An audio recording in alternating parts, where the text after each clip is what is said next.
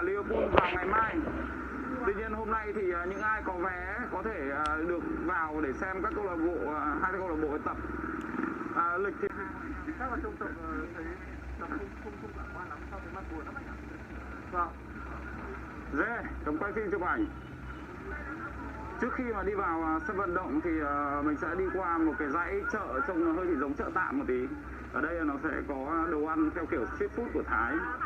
Đồ nướng, thịt chiên nướng, chân gà, xôi gà. Nói chung là đủ mọi thứ. Bên Thái này người ta rất chuộng những cái đồ kiểu tẩm ướp xong rồi nướng ở ngoài đường. Mà có một thứ mà hầu như là chỗ nào cũng có, đấy là gà. Đêm qua khoảng 11 giờ đêm bọn mình có đi ra ngoài kiếm cái gì ăn thì mình thấy ở bên ngoài đường người ta còn có những cái xe bán gà luộc. Giống như kiểu là ở Việt Nam mình có mấy ông đạp xe đạp đi chở mực nướng với cả cá bò nướng, thì đây người ta bán cả gà luộc, bán cả nội tạng các thứ luôn. Chỗ nào cũng thấy có gà.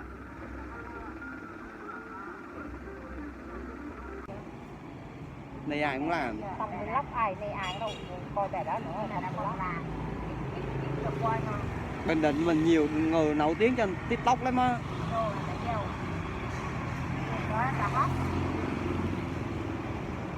Bình Định mình nổi tiếng nhất là con ăn bè mót. Sao giờ ta đang mơ mình nói tốt rồi được gì đâu, kêu mỏng ngon tác kiểu Vừa giờ nó muốn đi giày nhỉ vậy. Bây giờ nó muốn về nhảy nhạc giờ nhảy giờ chưa đúng đặc biệt được. Giờ cho kêu nó mặc bikini đứng nhảy cho anh hai coi. Riêng gì mình anh hai tập ta rúng giờ mấy ông coi chứ số ai đi coi nó mà giờ chưa đúng đặc biệt được. Ở bên em quay rồi bên em mày kêu bên em nhảy cái mà quay. Chụp ra trên TikTok mấy đứa bị đau như bên em lên TikTok đầy hết. Kiểu trong một vài ba năm người ta thấy là họ có cái sự thành công về nhạc nhưng mà họ lại không thành công về những cái mảng khác, cho nên là họ nản, xong rồi họ cũng bỏ rơi giữa đường. Đấy thì những cái trường hợp đấy em thấy rất là tiếc. Tại vì sao họ không cố gắng một chút và họ kiên định lên một tí, sống khổ sống sở cũng được. Nó là cái quãng thời gian mà mình được trải nghiệm những cái thứ mà cùng cực nhất của cái nghề của mình thôi, nhưng mà mình là người mà đã chọn nó và theo đuổi nó như thế thì tại sao đã cố được từng đấy năm rồi, tại sao mình không cố đến một vài năm nữa để mình có thể gặp được những cái cơ hội và những cái may mắn hơn.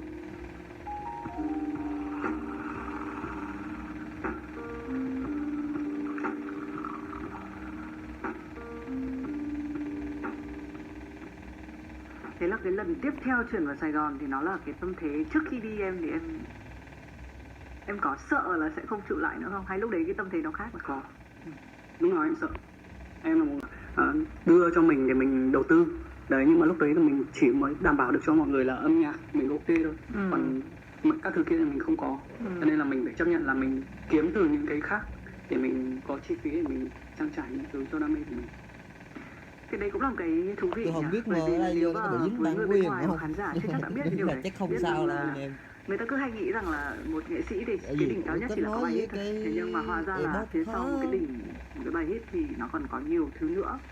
Thế nhưng mà chị hỏi thêm là ở cái thời điểm đấy thì cái đấy là câu chuyện cá nhân của em hay là những cái người nghệ sĩ mà cũng như em ấy cũng không trụ được? Hầu hết mọi người, rất nhiều người cũng cùng thời với em, cũng theo đuổi như em, nhưng mà vì thứ nhất là âm nhạc họ kén người nghe, họ không đến được với đại chúng nhiều. Mặc dù là cái cộng đồng nghe nhạc của họ rất là lớn, nhưng mà về mặt thương mại nó còn rất nhiều thứ để đánh giá, cho nên là mọi người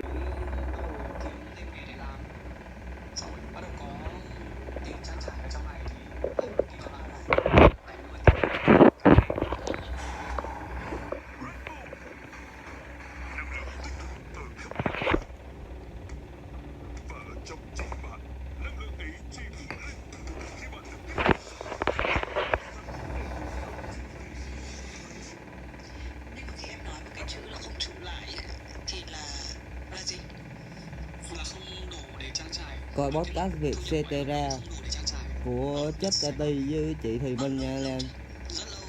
Tôi thích coi podcast lắm. Và lúc đấy là ở cái hành trình sự nghiệp của em là em đang ở điểm nào? em đang ở điểm cũng có bài mà mọi người nghe một cách đại chúng, chưa đủ để mình có thể có được nhiều thứ như bây giờ.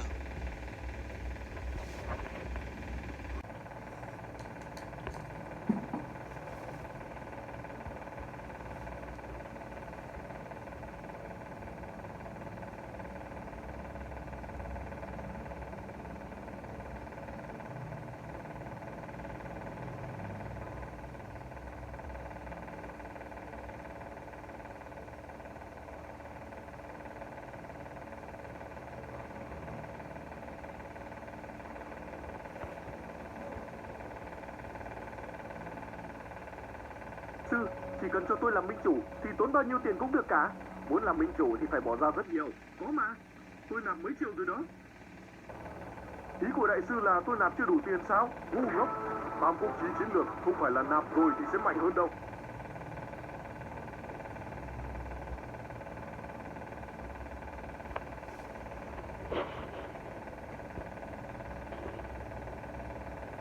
Đó, và khi cái sản làm sao này không đang coi mà giật cảm ứng, đang coi mà giật cảm ứng.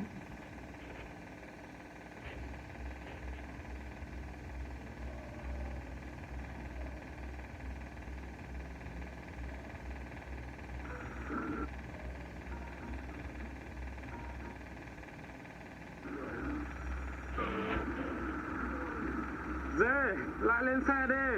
200.000 view không?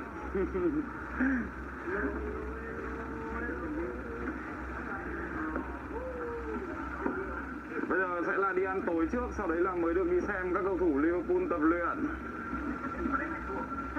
Nghe đồn là tập 3 tiếng, tập từ 6 giờ cho đến tận 9 giờ tối. 3 tiếng cơ ạ? Ừ. Vừa nghe con Thảo nó chém gió thế. Bọn tôi được xem câu Liverpool tập, nhưng mà theo thông tin mà tôi vừa mới biết ấy, thì lúc nãy vào khoảng 5 giờ đến 6 giờ 30 thì Manu vừa tập xong. Nghĩa là bây giờ mình vào thì chắc là chỉ được ngó cầu thủ Liverpool tập một tí thôi. Thì tôi cứ nghĩ là cái buổi tập này sẽ giới hạn người, nhưng mà không phải. Tất cả những ai có vé vào xem trận bóng này vào ngày mai thì đều được phép vào xem. Đây thấp thoáng là thấy rất là nhiều người mặc áo Liverpool ở đây rồi.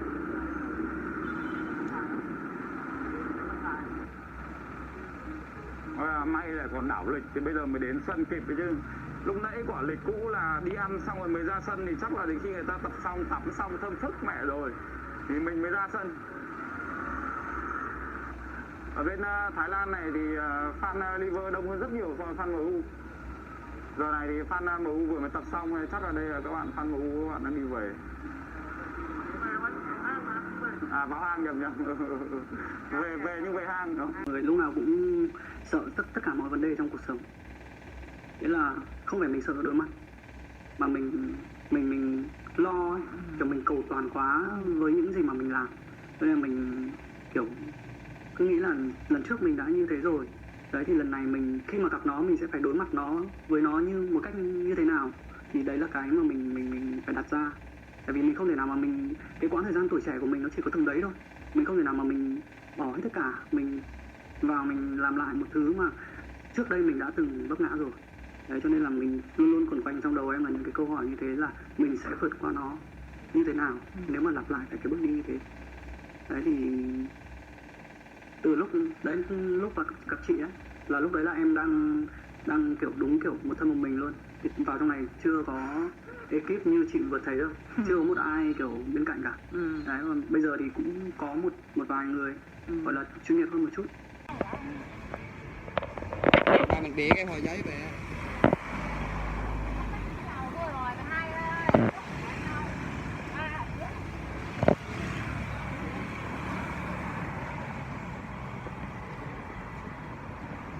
Bye bye anh em nha.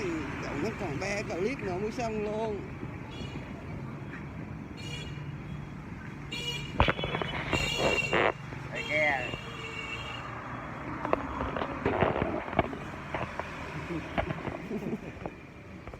Làm gì mẹ?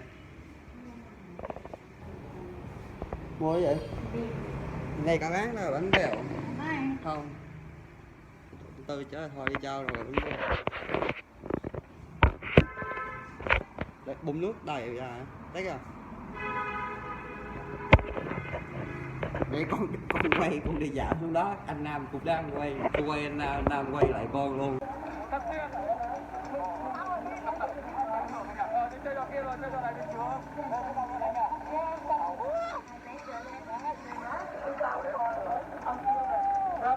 Về coi đội Messi đi Thái Lan, về coi đội Messi đi Phú Quốc. Tôi đi cái dọc kia nói chung là cũng không hơi chán. Cảm giác nó không phải cảm giác mạnh, cảm giác bình thường. Và bây giờ tôi sẽ lên trên này ngắm cảnh một tí nhé, tại vì tắt nắng rồi, trời nó mát rồi ấy. Dơ quéo à, Time. Vòng xoay thời gian men. Ui, cao thực sự. Ui, máy lạnh đàng hoàng.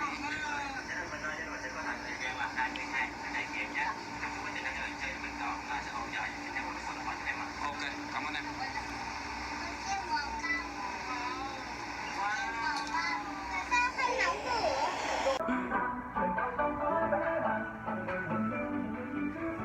Bà Dư à, này con làm vlog nha bà Dư, con quay bà Dư con đăng lên YouTube á.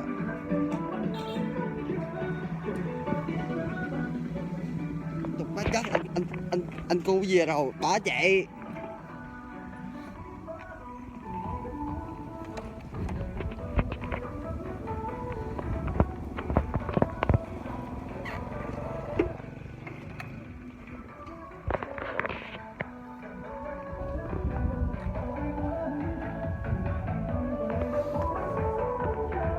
Quá mát anh em.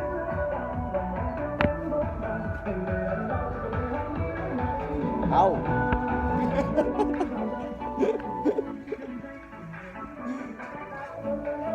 ai sợi ai đâu.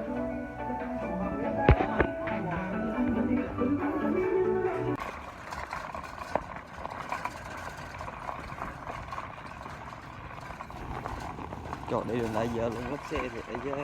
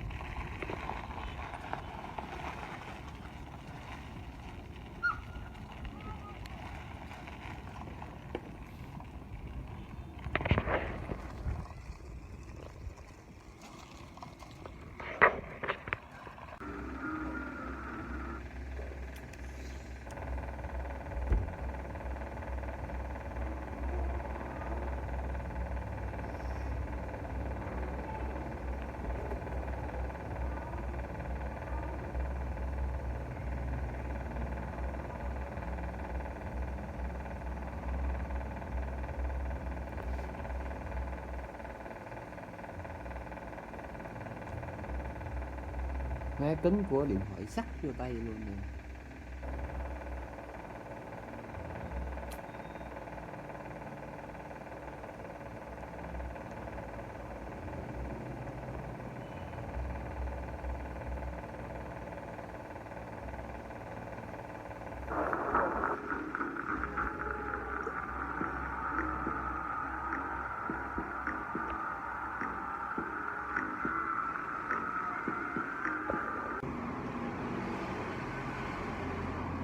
Kêu mấy bạn 1.000 ra vô gọi hồ ké ông, cái ông nó cừ kêu lấy xuống tao bắn rồi vô gọi hồ ké tao.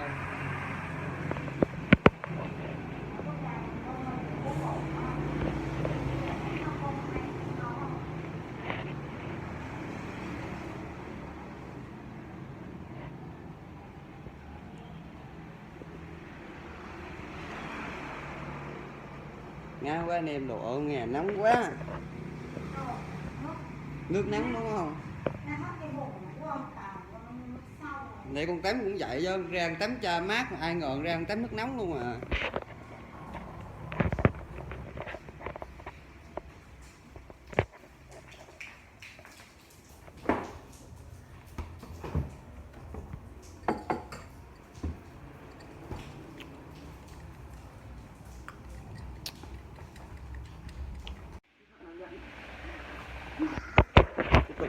rồi, thế là cũng đã 3-4 năm trôi qua. Bây giờ thì có thể nhìn là mọi thứ ổn với em rồi đúng không? Cây kem của bản thân cần năng lượng với nguồn sức sạch từ cây. Hay là như thế nào thì là ổn? Ổn với em ngày xưa, nghĩa là bây giờ em có thể lo cho bản thân, lo cho những người xung quanh, lo cho gia đình. Đấy thì phải là ổn hơn ngày xưa rất nhiều. Nhưng mà cũng phải cố gắng rất nhiều. Thì khi mà Chester T nói một cái câu đơn giản đấy ấy,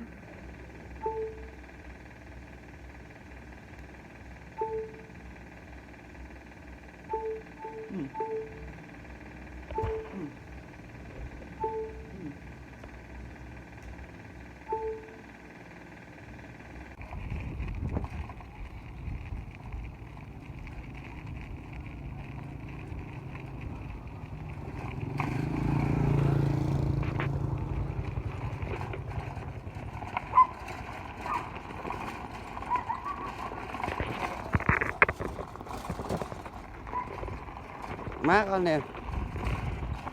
Về nha.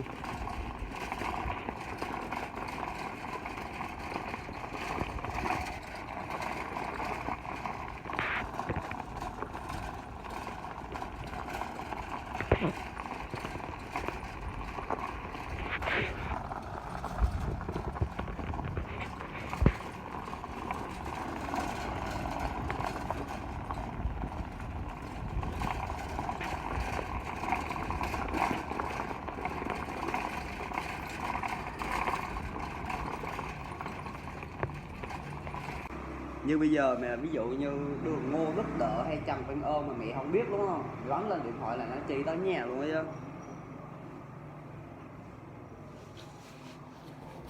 Càng ngày công nghệ càng tiên tiến rồi. Quần áo mẹ càng ngày càng trắng.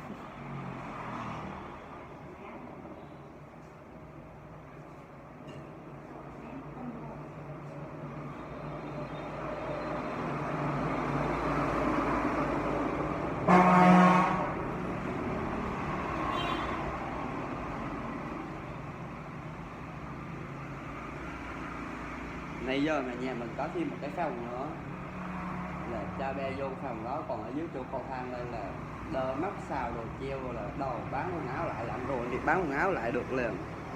Giờ bọn nít nó mua quần áo dữ lắm. Mày thấy cái chỗ này cái tiệm Nhu Shop mà ở ngay chỗ như Thành Thịnh không? Bọn tôi được xem câu Liverpool tập, nhưng mà theo thông tin mà tôi vừa mới biết ấy, thì lúc nãy vào khoảng 5 giờ đến 6 giờ 30 thì Manu vừa tập xong. Nghĩa là bây giờ mình vào thì chắc là chỉ được ngó cầu thủ Liverpool tập một tí thôi. Thì tôi cứ nghĩ là cái buổi tập này sẽ giới hạn người, nhưng mà không phải. Tất cả những ai có vé vào xem trận bóng này vào ngày mai thì đều được phép vào xem. Đây thấp thoáng là thấy rất là nhiều người mặc áo Liverpool ở đây rồi.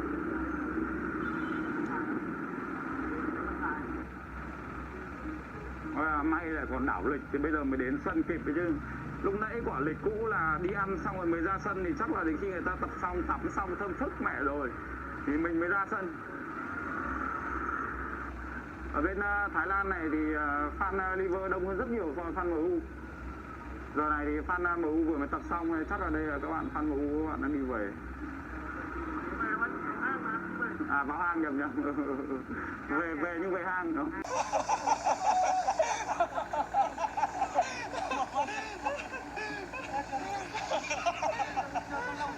Vòng nữa mà, đây mới một vòng.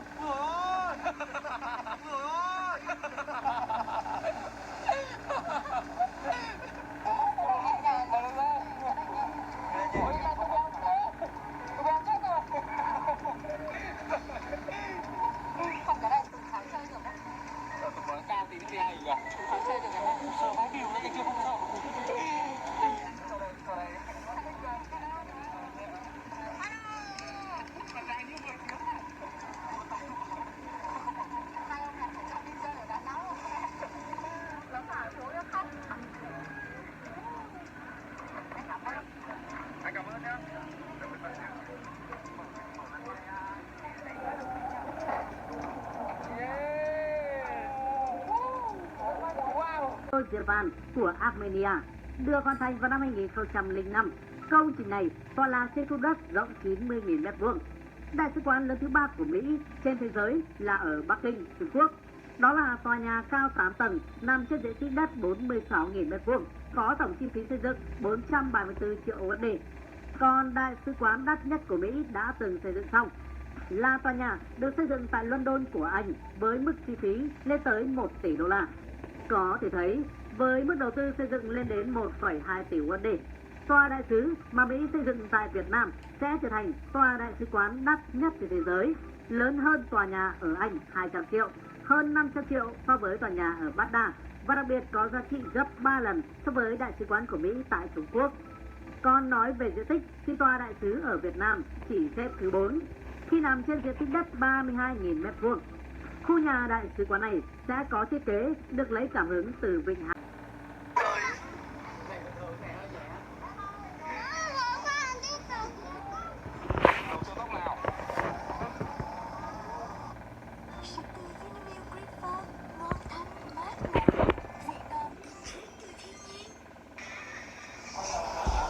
Chơi đi.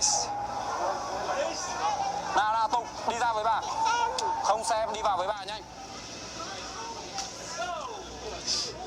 Em mày ra là không có. Tại sao? Let's do this. Tại sao chúng ta lại chơi cái này mà? Tôi không sợ đâu, đừng sợ. Chơi đi, đừng sợ.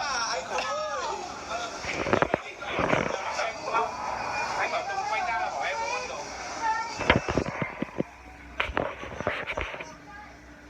Yes, lên.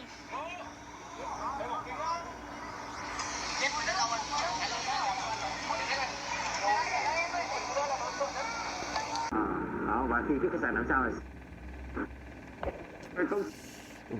Đang coi mà giật cảm ứng, đang coi mà giật cảm ứng.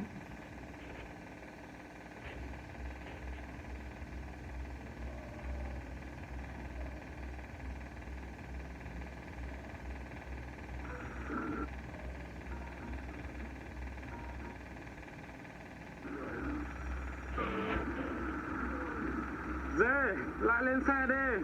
200.000 view không?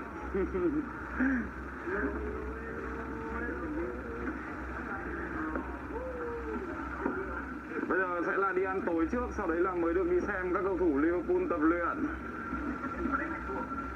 Nghe đồn là tập gì, tập 3 tiếng, tập từ 6 giờ cho đến tận 9 giờ tối. 3 tiếng cơ? Ừ. Vừa nghe con Thảo nó chém gió thế. À.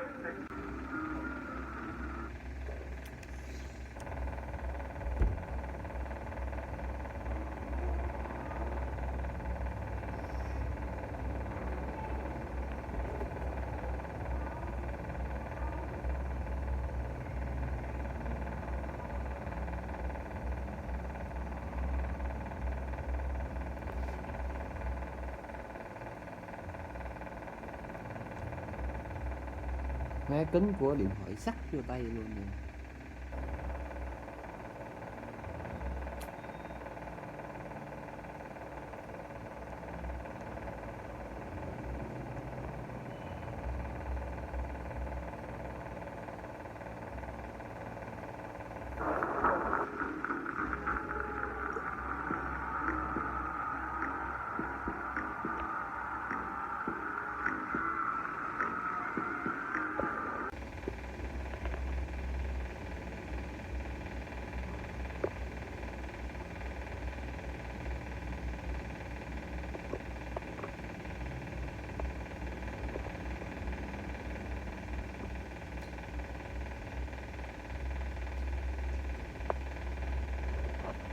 Tôi sẽ bật Bluetooth lên.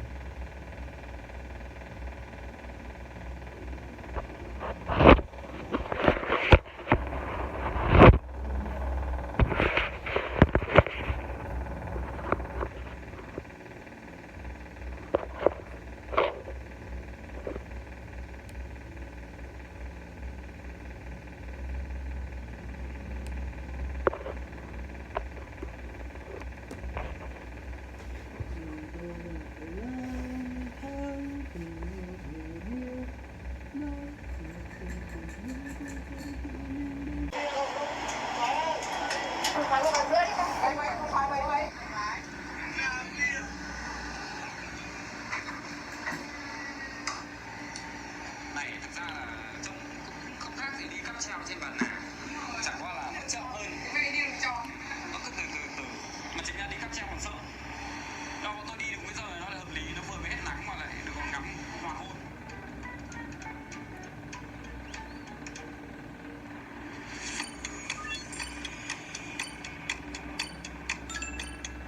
Tất cả chỉ là để nhận ra mình sinh ra không để đi làm.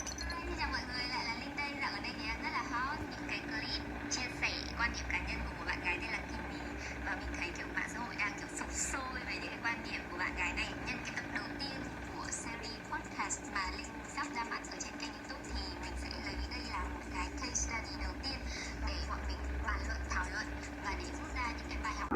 Đó, và khi cái khách sạn làm sao này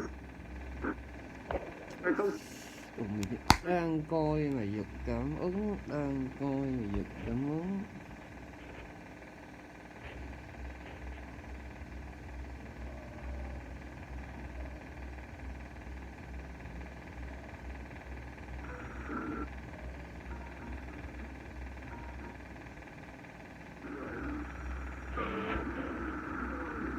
Dê, lại lên xe đi.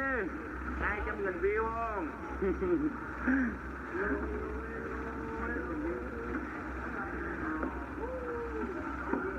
Bây giờ sẽ là đi ăn tối trước, sau đấy là mới được đi xem các cầu thủ Liverpool tập luyện. Nghe đồn là tập 3 tiếng, tập từ 6 giờ cho đến tận 9 giờ tối. 3 tiếng cơ. Ừ. Vừa nghe con Thảo nó chém gió thế. À.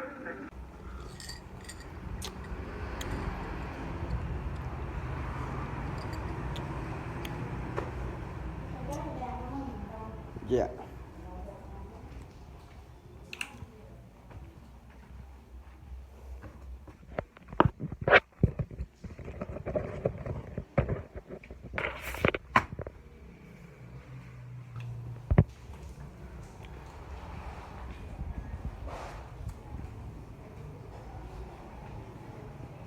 Thầy vô gớn ngồi à. Vô gớn ngồi. Giờ đứng đó rầy ta.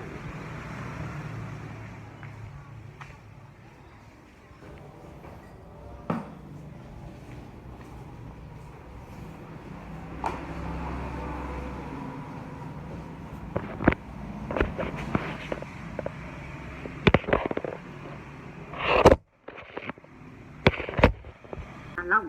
Còn thiết kế cảnh quan của khu phức hợp được lấy cảm hứng từ truyền thống nông nghiệp và trồng trọt, sản xuất lúa gạo như điển hình của đồng bằng sông Cửu Long và đồng bằng sông Hồng. Bên cạnh đó, phần lớn đại sứ quán sẽ được xây dựng bằng vật liệu tái chế, thiết kế để tiết kiệm năng lượng, giảm nguy cơ ngập do bão lớn. Vậy vì sao Mỹ lại đầu tư xây dựng tòa đại sứ có giá trị lớn nhất tại Việt Nam? Thì chúng ta có thể hiểu phần nào lý do thông qua bài phát biểu về mối quan hệ giữa Việt Nam và Hoa Kỳ của Phó Tổng thống Mỹ Kamala cho rằng Đông Nam Á nói chung và Việt Nam nói riêng có tầm 100% sữa tươi kết hợp cùng mầm lúa mạch tạo nên sữa tươi lúa mạch UV mới. Cái câu chuyện nó rất là hay về cái tượng 4 mặt này, nhưng mà tôi quên mất câu chuyện đấy rồi. Thì ra tôi sẽ tìm anh Thái để anh Thái kể cho các bạn nhé. Anh Thái là hướng dẫn viên du lịch của đoàn bọn tôi trong chuyến đi lần này. Bản thân cái bức tượng này á, là nó của khách sạn 5 sao ở đằng sau lưng nó.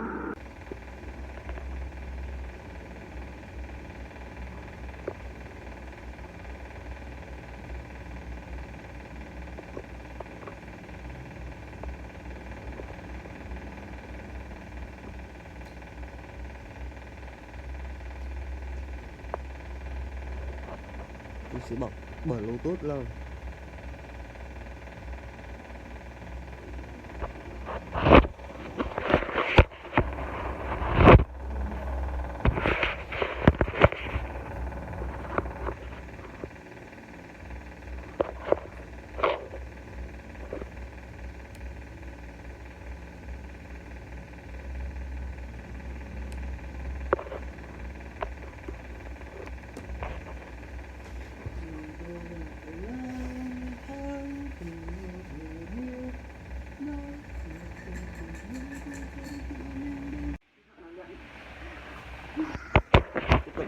Rồi thế là cũng đã 3-4 năm trôi qua. Bây giờ thì có thể nhìn là mọi thứ ổn với em rồi đúng không? Cây kem của bản thân cần năng lượng với nguồn sữa tươi tràn từ cách. Hay là như thế nào thì là ổn? Ổn với em ngày xưa, nghĩa là bây giờ em có thể lo được cho bản thân, lo được cho những người xung quanh, lo được cho gia đình. Đấy thì phải là ổn hơn ngày xưa rất nhiều. Nhưng mà cũng phải cố gắng rất nhiều. Thì khi mà Chester T nói một cái câu đơn giản đấy ấy,